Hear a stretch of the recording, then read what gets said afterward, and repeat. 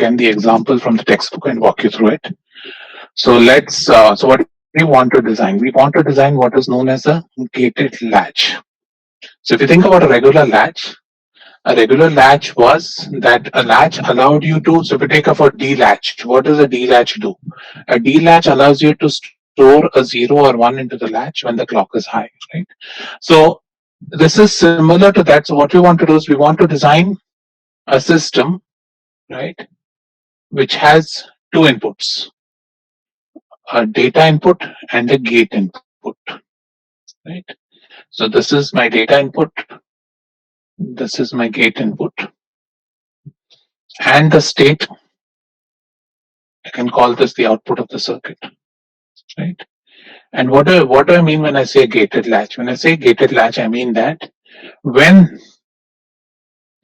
G is equal to 1, right? When this gate is open, then whatever is on D, my Q gets written as D, right? So when G is equal to 1, whatever is on Q or whatever is on D gets written to Q. Whereas when G is equal to 0, Q maintains what the previous value of D was, right? So again, let's define what the problem is. The problem you want to design is a 2-input, 1-output system, right? And the inputs are defined as the data input and the gate input. So the gate controls when the data will be written at the output, right? So when the gate is high, whatever is at D gets written to Q. But when gate goes low, whatever was previously written at Q continues to remain at Q. So independent of what shows up in D, Q will retain what it was previously, right? So this is the problem. We want to design a circuit which gives us, using gates, which gives us an output here, right? So again, first thing what we do here is, first, again, let's look at what the algorithm is. The algorithm states that first we need to identify a state diagram or a flow table, right? Once we do that, then we'll redundant states. If you have any redundant states, we'll reduce those redundant states, right? Then we'll assign states with some codes, right? So either it can be binary codes or one hot codes or gray codes, whatever the case might be. We'll assign states to codes and then we'll design the circuit. Right? You'll get the Boolean expressions and design the circuit. So the first step, as always, when a word problem is given to you, is first thing you want to identify is what is the state diagram or what is the flow table. That is, we want to understand the logic of how this circuit is going to behave when these inputs transition. So remember here, when you look at a problem like this, since the output is totally determined by the order in which these inputs transition, we will use an asynchronous design for this, right? So we also talk about something known as, so one of the assumptions we'll do in design, we'll develop what is known as a primitive flow table. So the first step in doing asynchronous design is we'll develop what is known as a primitive flow table. And what is defined by the primitive flow table is that you have only one stable state for every row in the flow table. Okay. So I want to define, so this table essentially will be a long table. So I want to first identify only one stable. So basically what I'm going to do, the way I'm going to think about it is I'm going to first identify what are all the stable states of the system and then start thinking about, okay, how are they going to move from one state to the other, right? So again, let's before we start, let's highlight again how many inputs. We have 2 inputs and we have 1 output, right? So this is what we have to work with. Now let's think about how this circuit transitions or how does the system transition, right? So let's start with the first case is when G is equal to 1. When G is equal to 1, right? What happens? You have basically Q is equal to D, right? So that means that I can think of one state. So if I talk about state, input, and output, right? The inputs are D and G. So I know I can think of a state A when my input is data input is 0, my gate is a 1, then my output will be a 1, right? So this is your Q. So this is a stable state of the system, right? Is that as long as my gate is 1, if D is 0, then the output is going to remain 0. So this is one stable state of the system. The other stable state of the system is going to be, let's call that some state B, where when gate is high and data is 1, right?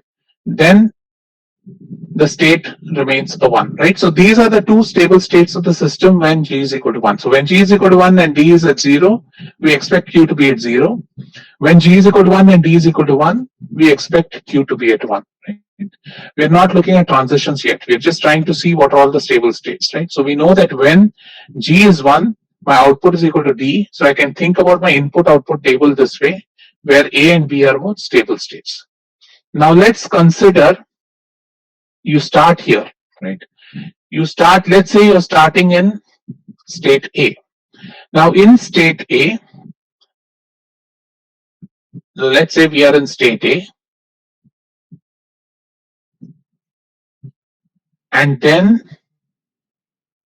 let's assume G transitions to 0, right? So initially G was in 1, so I was in state 0, 1, 0. Now I have transitioned, so I've shut down G. So G has gone to 0, right? So what's going to happen now? So once this has gone to 0, Q will be 0 independent of what D is, right? Everybody following?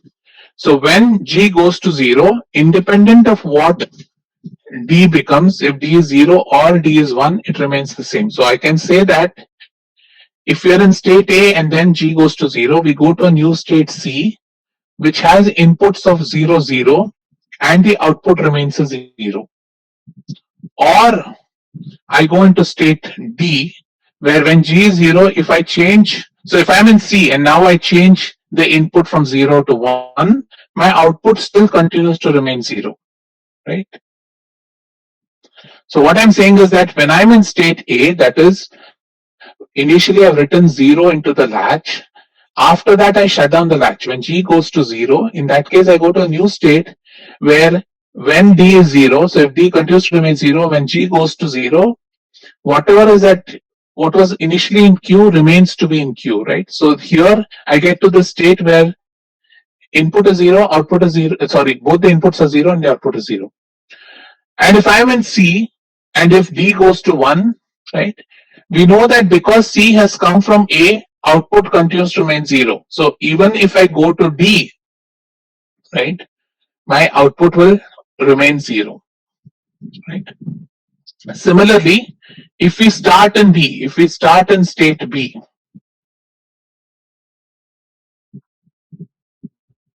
that is, if we start in a state where my data was 1, my gate was 1, so 1 was written to the latch, and then I pushed G to 0, right? Then Q continues to remain 1 independent of what D is, right?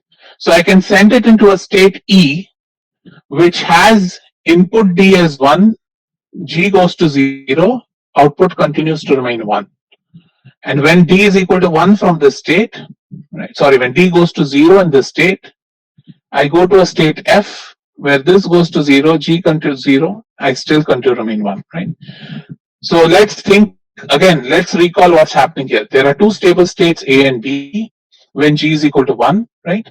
Where at all point when G is equal to 1, whatever is at the data input is written into the latch. So my output of the latch is 0 or 1 depending on what D is, right? And these are stable states.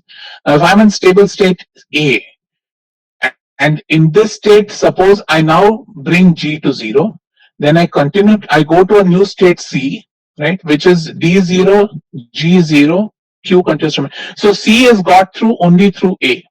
Similarly, D is got through only through A and C. So what are we assuming here is we are assuming a fundamental mode of operation,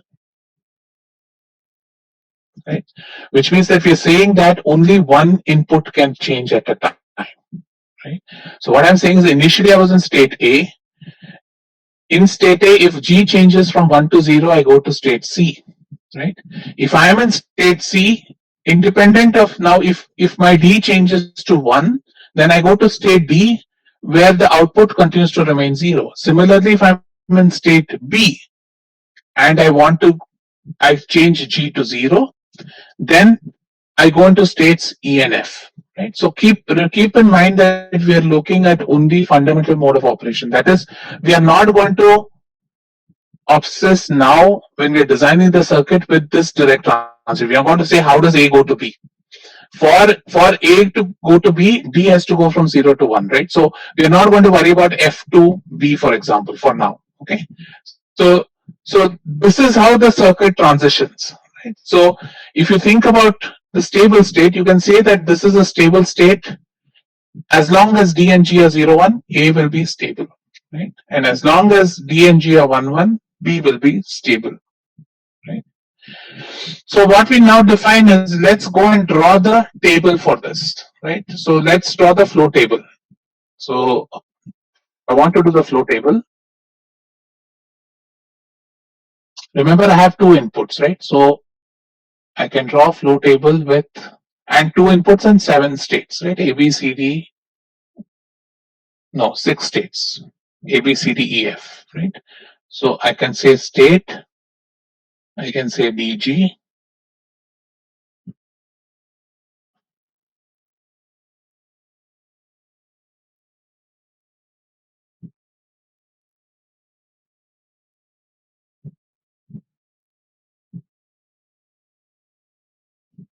right?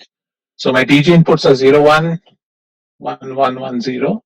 I have state A, B, C, D, E, F. Okay. So we know that when DG, so let's go back. When DG is 0, 1, I am in stable state A, right? So if I go here, I can write my state to be stable state A when DG is 0, 1, right? So if I'm in stable state 0, 1, A, right? Again, remember, I'm doing a fundamental mode of operation. Therefore, 0, 1 can either change to 0, 0 or can change to 1, 1. I'm not going to worry about this operation from 0, 1 to 1, 0. So I'm going to call 0, 1 to 1, 0 as a don't care. Because for 0, 1 to 1, 0 to happen, two of my inputs need to change. So I'm doing a fundamental mode of design. So here I'm going to worry only about one of the inputs changing. So if I'm in 0, 1, right, if my gate is 0, 1, gate is 1 and D is 0, if I now go to 0, 0, that is, if I turn my gate to 0, right, which state do I go into? I go into state C, right? So I'm going to say that I'm in 0, 1 stable state. If my inputs change to 0, 0, I'm pointing the circuit towards C. Instead, if I'm in 0, 1 and I go to 1, 1, then I will point my circuit to B, right? That is, when gate is 1 and data goes to 1, then my output should go to 1 and my stable state is going to go to state B, right? Are we following this? And let's recall. This is my stable state A, right? So I'm saying that 0, 1. So I'm going to look for transitions to 0, 0 and to 1, 1. So when DG is 0, 1, now in this case, if D changes from 0 to 1, I go into state B. So my circuit should point to B when I'm in stable state A and my D changes from 0 to 1. Similarly, when I'm in stable state A and my input changes, my gate changes from 1 to 0, then my circuit should point towards state C. Right? Similarly, let's look at B. Excuse me, sir. So B, yeah. So we're not considering 1, 0 because we're assuming that only one bit changes at a time, right? Exactly. So therefore, this is a don't care. So 0, 1 to 1, 0 will not happen. That is the design assumption we are making. Okay, sir. Okay. Yeah. Now let's look at B, right? So B is a stable state with DG1, 1, right? So this is going to be my stable state of the system. Now 1, 1 can go to either 0, 1 or 1, 0. So what can you tell me what happens when 1, 1 goes to 0, 1? Which state does it go into? You got to unmute and speak. A. A, right? And what about 1, 1 to 1, 0? E. So if I go from 1, 1 to 1, 0, I go into state E, right? So this is going to be my state E. And what is this? When I'm in 1, 1, then my DG DG00 has two changes, so I treat this as a don't care. Okay. Similarly, let's do state C. State C is stable at 0, 0. Right? So from state C, I can either go to 0, 1 or to 1, 0. So remember, state C has come from state A. Right? You've gotten to state C from state A. So state C. Now, if I go to 0, 1, that is, if my gate goes to 1, then I'm going to basically go into state A and output remains 0. Right? So when I go to 0, 1, I'm going to go to state A. One. So again, then 0, 0, 1, 1 is going to be a don't care. Or I can go to 1, 0. Now, when I go to 1, 0 from state C, right, I'm going to, the gate is keeping 0. So the output continues to remain 0. So I push it into state D. Okay. Now, when I'm in D again, 1, 0 is the stable state, right? So 1, 0 is the stable state. So 0, 1 is going to be your don't care state. So from 1, 0, if I go to 1, 1, I push it into state B. From 1, 0, if I go to 0, 0, which state do I push it into? If I'm in stable state D, 1, 0, F. F or C? C. What is the difference between C and F, right? C is right. Why is it C and not F? Because F comes in from Q is equal to 1, right? Here C has to be 0, output has to be 0, right? So I'm going to push it into state C here. Similarly, when I'm in state E, right? State E is going to be stable at 1, 0 again, right? So 1, 0 is going to be stable, which means the 0, 1 is the don't care state, right? And now you can see, now when I am in 1, 0 and I go to 1, 1, which state do I go into? State B. And here, which state do I go into?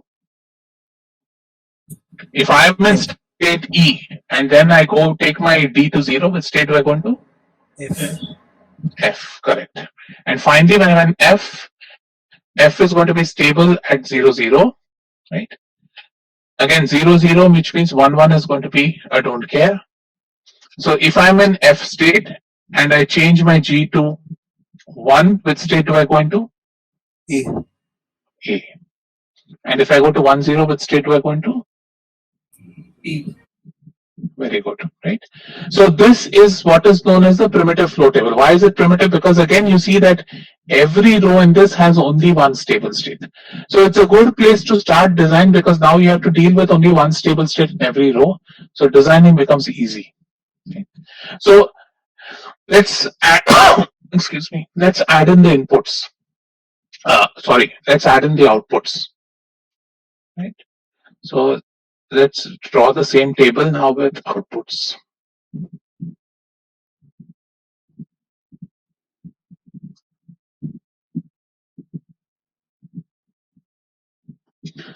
So again, outputs, what we'll do is let's first do the outputs for all the stable states and then we'll think about the transition states, okay?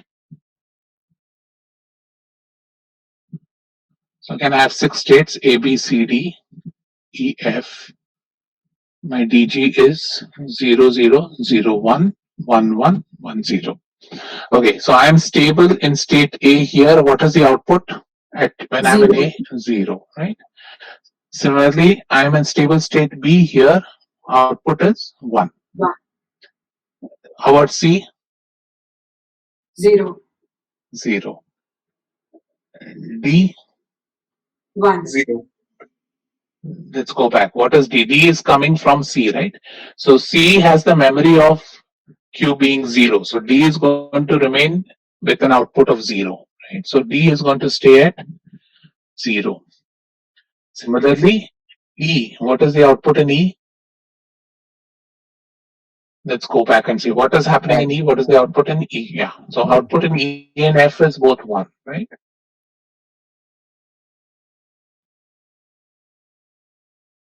Okay. So now let's think about what the output should be. Now let's take the first row, right? So I know that when it goes to 1, 1, it has to go to B, and when it has to go to C, right? So for ease of design, what we'll do is, right, we'll say that, so suppose I go from 0, 1 to 1, 1, right? So what's going to happen is the state is going to go to B, come down here and eventually get an output 1, right? So for now, what I'll say is because it is transition from 0 to 1, at this point, I don't care what the output is. The output can be 0 or the output can be 1. Eventually, the state is going to come to this box here with an output of 1. So I'm saying that at this point, this is an intermediate state, right? This is an intermediate state. Eventually, the stable state is here. So I'm saying for this intermediate state, I don't care what the output is. It can either be a 0, it can either be a 1. Eventually, it will come to the stable state and give an output of 1. Similarly, here, I will say that here I don't care about the output because I don't care about which state it is in. Similarly, if you see C, right?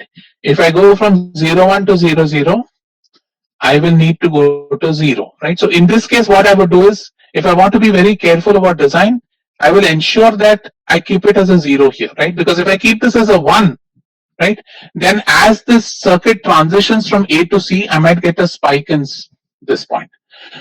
But for now, what we'll do is, again, to keep it close to your textbook, what I'm going to do is I'm going to treat this as a don't care. So this is like the normal way to design. But in reality, remember, if this goes to 1, right, as A transitions to C, you will see a spike at the output and go back to 0, right? Now, it might be okay for certain applications that you don't care about the spike. But if you care about the spike and if you want to be careful about this design, then you want to ensure that C has an output of 0. Is that clear? So we'll look at some of these questions next week in the tute, where I'll tell you to intentionally design the output characteristics. But I just want you to understand the difference between here and here. When it goes from A to B, because the output is transitioning from 0 to 1, I don't care what this output at this intermediate state needs to be, right? Because eventually the output has to transition from 0 to 1.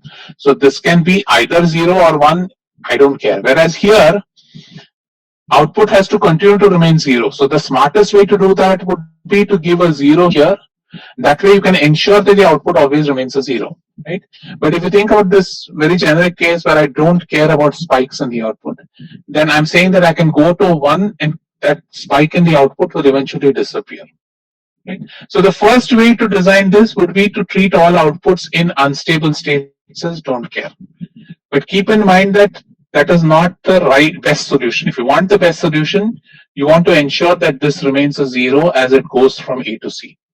So similarly, let's look at B. B remains 0. Now, when it is in B, it needs to go to state A, right? Yeah. So why will there be a spike when it goes from A to C? Like, we are just changing G, right? But D is still 0. So why will there be a spike? No, but there will be a spike because it depends on how we are coding up this circuit. What you're saying, there should be a spike based on what you understand how the circuit should function, right? So we are trying to design that circuit which functions this way. Okay. Right? So all I'm saying right now is now we are going to design the circuit, right? So this flow table, I'm going to convert it into ones and zeros. So when I code up the states, when I start finding the Boolean expression, I'll do the Boolean expression for the output, right? So I want to ensure, all I'm trying to say is, even though I'm calling the output in this unstable state as a don't care, for a smart design, you want to keep this as 0 because the path 0, 1 is transition to 0, 0 is going to be this, and then this, right? So as it goes from this box to this box, if this had an output of 1, if you designed it in some bad way that this was an output 1, then your output basically will show a spike for that minuscule time when it transitions between A and C. Right? Now, in asynchronous design, normally these spikes are very short, so it doesn't make a huge difference. But again, you generally don't like spikes in your signals. So you want to keep your spikes to as low as possible. So therefore, what would be a smart design would just make it 0. Right? Okay. And similarly, E here, again, E goes to 1. So B to 1, you would want to keep this a 1, right? Because if I'm in 1, 1 and I want to go to 1, 0, I want to send B to E. B has an output of 1. E has an output of 1. So ideally, you want this to have an output of 1 and not a 0 because that way you won't see a spike here. But again, here we're keeping it simple because once you have don't care, our design gets much simpler. So similarly, let's do the remaining columns. This A, don't care, comma, don't care, D, comma, don't care. C, comma, don't care, don't care, B, don't care. F, don't care, don't care, B, don't care, A, don't care, E, don't care, right? So what we've got now is the primitive flow table of this circuit. with all its outputs and everything. Right? So you have completed the first step in design is that we've identified what the primitive flow table looks like. So now the next step as we went, so if you go back, is now we have to see, is there a possibility that we can reduce the number of states? Because 6 states may be too much. So let's see if any rows can be merged or not, right? So let's try and see that. So let's look at, I'll draw your attention to 2 rows. So let's look at row A. Let's look at row A and row C. So let's look at row A and row C. Okay. So what do you see here? You see here that when you look at row A and row C, right? You see first that all the states, so in this box it is C, in this box is stable state C. This is A, this is A. Outputs are a don't care here. So essentially these two boxes are the same for A and C. If I look at when the input is DG is 1, 1, A row is at B and don't care, C is at don't care and don't care, right? So then if I make this B and don't care, then I can merge these 2 rows. Similarly, if I make this D and don't care, I can merge these rows, right? So if you look at A is C comma dash, A0, B dash, and dash comma dash. Whereas the C row is C comma 0, A comma dash comma dash, and D comma dash, right? So if I look at these 2, right? If I make this row C0, if I make this row A0, if I make this B comma dash, if I make this D comma dash, so if I make this D comma dash, if I make this B comma dash, if I make this 0, and if I make this 0. Remember that don't cares, right? So don't cares, I can now pick and choose. So if I do this kind of uh, assignment to the don't cares, then essentially my row A and row C look similar to each other, right? So what you're seeing in these 2 cases is that if I choose, instead of having don't care, suppose I give a 0 here, right? Instead of having a don't care here, suppose I give a 0 here. If I make this a B and if I make this a D, then I essentially see row A and row C to be similar to each other. So if I call A and C to be the same, then I'll get it as a stable state in both these conditions, and the same state it transitions to when it goes to 1, 1 or 1, 0. Are you following? So if I pick these 2 rows, right, I see essentially that if I pick the don't cares sensibly, then I can essentially reduce state C to state A, right?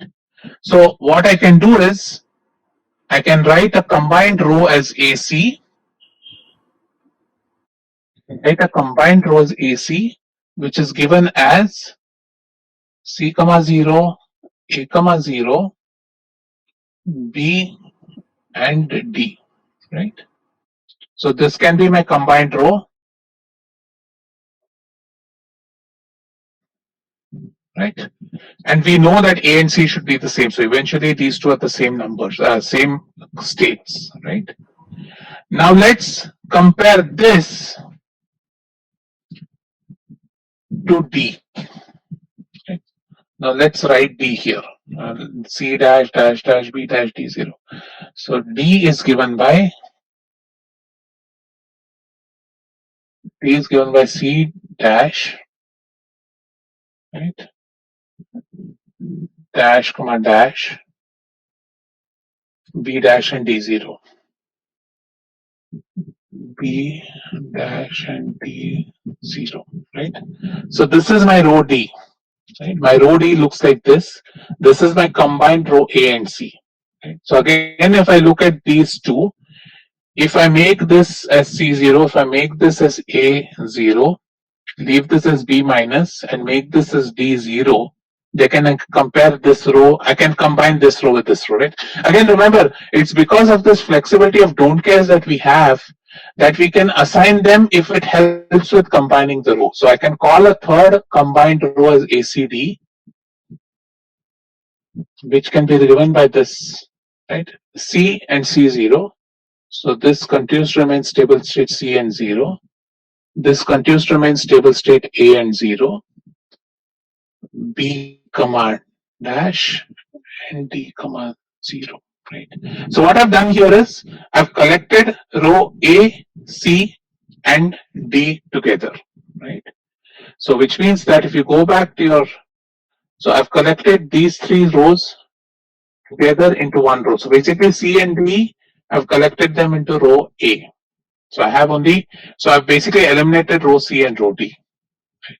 Now let's do the same procedure for, let's pick these two to begin with, E and F. So what can you see between E and F? Between E and F, you can see that if I pick this as 1, right?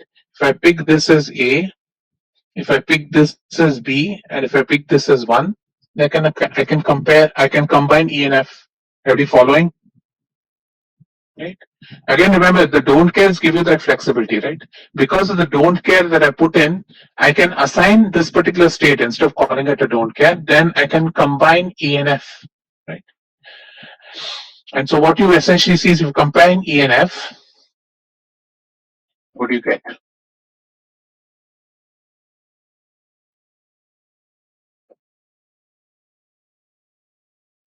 If you combine E and F, you get F1, A dash, B dash, E1.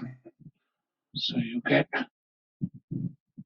F1, A dash, B dash, and E1. Is that correct? Right. Right. So I combine these two rows. When I combine these two rows, essentially, I get two stable states again, F and E. Both of them are the same state, and both of them transition into A and B when they're 0, 1, and 1, 1. Right. Now let's combine that with state B. So let's write what B is. B is given by dash A, B, E. So it's given by dash dash A dash B1 and E dash, right? So again, if you see B, E, if you see E and F, right? If I assign this as F, if I assign this as a 1, if I assign this as a 1 and assign this as a 1, then I can combine B, E, and F. So I get another row B, E, and F as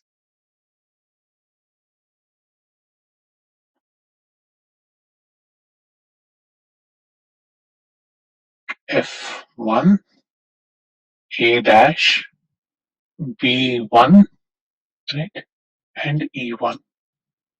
So again, what you're seeing is I've combined A, C, D into one row of this, and I combined B, F into one row. So which means that my 6 states initially have been reduced to only 2 states, state A and state B, right? So let's write into a flow table. Excuse me, sir. Yeah. So why are we doing this in 2 steps? Do we get into any sticky areas if we do it directly, or You can do it directly. I'm just doing first time, so I'm taking you slow. Eventually, you can just look at this table and make the quick judgment. You don't have to go through these 2 steps. Once you do more problems like this, you'll understand how to minimize them. In fact, one thing about this is that these are very simple ways to minimize. There is actually a very rigorous process with regards to state minimization, which unfortunately we won't have time to cover. Those who are interested can read the sections in the textbook. Due to again the semester being too long, I'm not able to cover it. But section I think 9.6 or 9.7 goes through how to reduce states in a very rigorous fashion. So ideally, you should be able to do that. Ideally, there is a very rigorous technique to reduce states. So you normally don't have this question hanging on top of you, have I reduced it completely or not? But again, because we're not covering that, we'll keep the question simple to something which you can visually look at and minimize. Have I answered your question?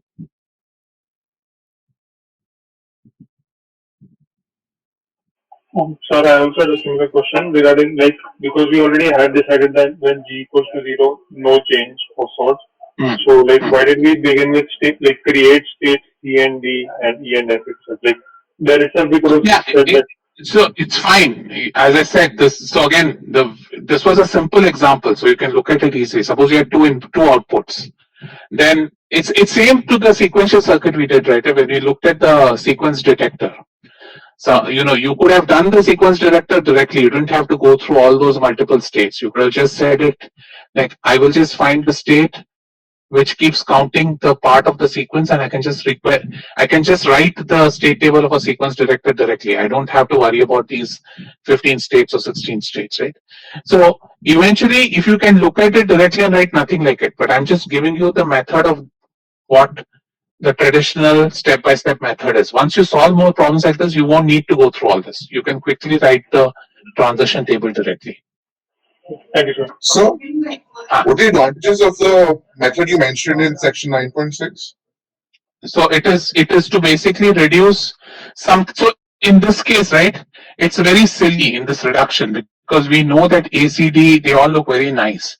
In reality, what happens is sometimes they're not really apparent visually, but then once you look at the logic, you'll see that it's just a question of renumbering or looking at alphabets. So that method rigorously goes into how to reduce the states using what is known as an implication table. So is that 9.6? Let me quickly check the textbook. Yeah, sorry, 9.5 and 9.6, right? Those basically go into compatible pairs and implication tables, which kind of gives you a rigorous method how to reduce states. But again, that won't be expected from you in this class. In this class, this is all that I will expect from you. If you had time to do that, then I would have given you. So those make your life much more simpler, but you can also do a lot of elegant solutions once you know that method. This method restricts you to do something simplistic. Thank you, sir. Yeah. All right. So let's write these two together. So I can write, if I combine, so basically my 6 states reduced to 2 states. So I can write this as, so I can convert my flow table to 2-state table, which is essentially state A and B.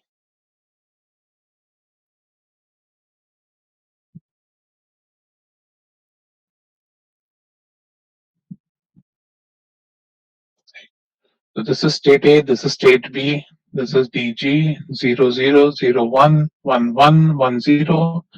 So what do I have? I have A comma 0, A comma 0, B comma dash, and D is again A, right? So I have A comma 0, A comma 0, B comma dash, and A comma 0. So if you think about my table, which is what you could have written directly if you can read from the problem and write directly. But it's essentially this B,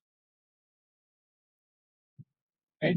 So what we're saying is that state is the same no matter what the inputs, if the inputs are 0, 1, 0, 0 or 1, 0, and the state only changes when my gate is 1 and my data goes to 1. And for all other conditions, my state remains the same. My state only changes when my gate is high and my data goes high. Similarly, in the other case, I can combine all those into B comma 1, A comma dash, B comma 1. So B is the state which has an output of 1, right? So again, here it's going to be all in the same state, and the state only changes when my gate is high and data goes to 0. So as some of you mentioned, this could be written directly from the statement, right? So if you are comfortable doing that, you can write that directly from the statement. What I went through was the long drawn method as to how to eventually get here, right? So now that you have the flow table, right, now it's a question of converting this to a circuit, right? So what do you have to do next? Now we have to assign Boolean values to the states. So we have 2 states. So we can assign Boolean values. We can say A is as 0 and B is 1, right? So suppose I call my output as a Y, then my flow table basically becomes this.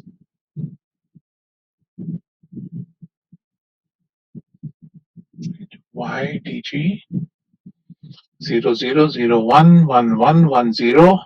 So it is stable state 0, 1, stable state 0, 0, 0, 0, 1, don't care, 0, 0, 1, 1, 0, don't care, 1, 1, and 1, 1, right? So now you have the flow table and the output table. So now I can break this into two. One is my flow table, which is just all the y's and capital Y, right? So this basically becomes DG 00 01 11 10. This is for output Y 01. So this is 00 10. This is going to be 10 11, right? So this is the um, flow table for the state or the Boolean table for the state, and for the output, my output table is given by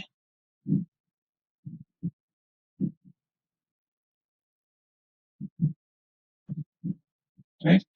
So my output table is given by what? Is given by 0, 0, don't care, 0, 1, don't care, 1, 1. Right. So this is my output table. So now how do I convert this to a circuit now? How do you convert this to a circuit? Equation. Right. So what is the equation for a capital Y now? AG plus Y into G prime. Correct. Right. So you can write your equation for capital Y as dg plus g prime y. And what is your equation? Let's call the output as some output. Let's call this output Q. If I call this output Q, what is the output equation for Q? Y. Y. That's just the state, right? So essentially your output becomes Q. Q is equal to Y. Y. And so how do you draw the circuit now? So essentially you have dg, you take G prime, send it through another gate, take the output of these two gates, send it through an OR gate. This is going to be your output, which is your Q. Take the feedback, right? So this is your DG, this is your G prime, this is Y, this is G prime Y, and this is your output Y, right? So this circuit is basically giving you the gated latch. So if I were to do this using an SR latch, how would you do it?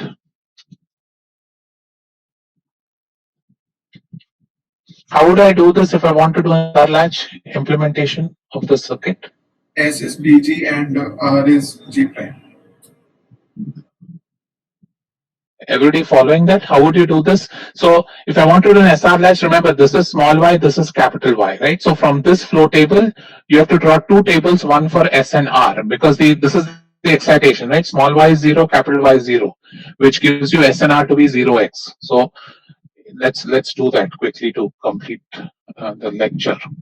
Is that because I want to do the SR implementation, let's look at the, so this is my flow table.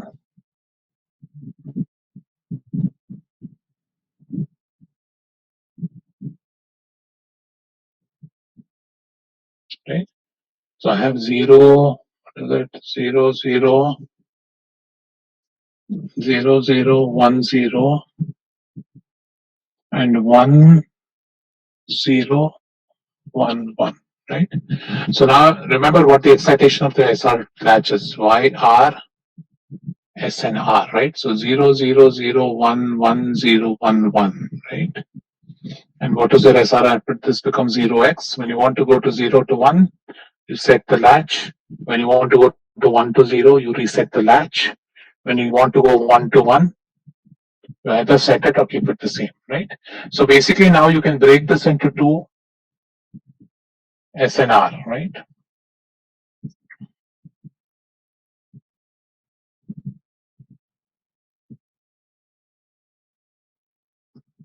So this is your table for S, this is your table for R.